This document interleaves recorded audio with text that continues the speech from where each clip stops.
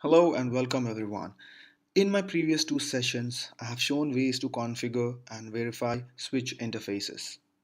In this session, we'll look at interface and cable issues such as collisions, errors, and duplex and speed mismatch, and also more unusual cases in which the interface is working but not working well, as revealed by different interface status codes and statistics. Cisco switches actually use two different set of interface status codes. One set of two codes or words that use the same conventions as do router interfaces status codes, and another set with single code word.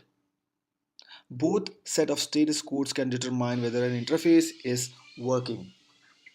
The switch show interface and show interface description command lists the two code status named the line status and the protocol status. The line status generally refers to whether layer 1 is working, with protocol status generally referring to whether layer 2 is working. The show interface status command lists a single word state.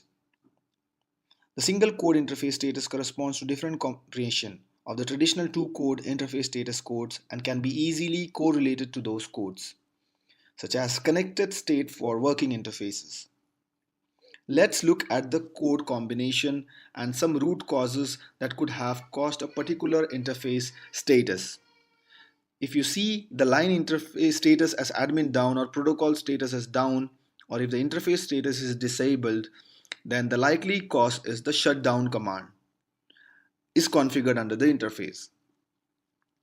Or if you see the line status is down and protocol status is down, or if the interface status is not connect state, then the likely cause is either it could be no cable or bad cable or wrong cable pinouts or speed mismatch or the neighboring device is powered off or shut down or error disabled.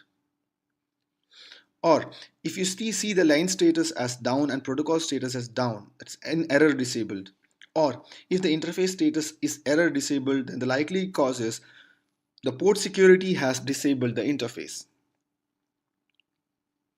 And the last, if you see the line status is up and protocol status is up, or if the interface status is connected, then the interface is working normal. Next, let's have a look at the interface, speed, and duplex issues.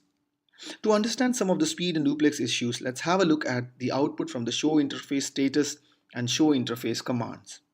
Show interface status lists a one-line summary of the interface status and tells us more about auto negotiation. Show interface gives us many details, but not much about auto negotiation. The show interface status command implies how the switch determined the speed and duplex settings. The command output lists auto negotiated settings with a prefix of A minus and the manually set values without the A minus prefix. For example, consider port FA0/12 and 13 in the output of the show interface status command. For FA0/13, A minus full means full duplex as auto negotiated, whereas half on FA0/12 means half duplex but as manually configured. The example shares the command output that implies that the switch FA0/12 interface speed and duplex were not found through auto negotiation, but FA0/13 did use auto negotiation. In comparison, note that the show interface FA0/13 command without the status option simply lists the speed and duplex for interface FA0/13, with nothing implying that the values were learned through auto negotiation. Next, let's look at the conditions that create a duplex mismatch between switch interfaces. For example, imagine that the switch to GI02 interface was configured with speed 100 and duplex full command. On Cisco switches, configuring both speed and duplex command disables IEEE auto negotiation on that port. If switch 1 GI0/interface tried to use auto negotiation, switch 1 would also use a speed of 100 Mbps but default to use half duplex, confirming duplex mismatch on switch 1. Show interface gig 0/1 status shows the result of the specific case on switch 1. First, note that even though switch 1 had to use an auto negotiation default, the show interface command still shows the speed in duplex with a minus prefix. Switch 2 port was manually set to 100/full. So switch 1 sends the speed and run at 100 Mbps. However, the auto negotiation rules then tell switch 1 to use half duplex as displayed in show output. To identify duplex mismatch problems, always check the duplex settings on each end of the link to see if the values mismatch. Next, let's look at some of the common layer 1 problems on working interfaces. When the interface reaches the connect or up state, the switch considers the interface to be working, and at the same time the switch keeps various interface counters. These interface counters can help identify problems that can occur even though the interface is in connect state, like issues related to duplex mismatch, or issues related to physical transmission, or the receiving device might receive a frame whose bit have changed the values. Let's look at some of the known counters and errors in brief. Starting with runs. Runs are frames that did not meet the minimum frame size requirement, that is 64 bytes, and can be caused due to collisions. The second one we have is joins. These are the frames that exceed the maximum frame size requirement, that is 1518 bytes. And the third counter we have is input errors.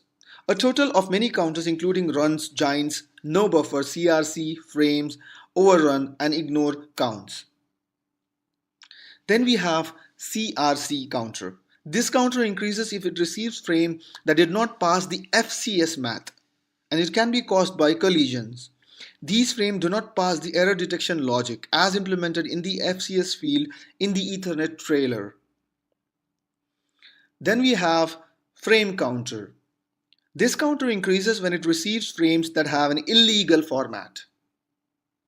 Then we have packet output counter. This counter counts total number of packets or frames forwarded out of the interface. And then we have output error counter. This counter counts total number of packet or frame that the switch port tried to transmit but for which some problem occurred. And the last one we have is collision counter. This counter counts all collision that occurs when the interface is transmitting a frame. That's it for this session. I hope this was helpful for you, and please do feel free to ask any questions through email or comments. In my next session, we will have a discussion between TCP and UDP.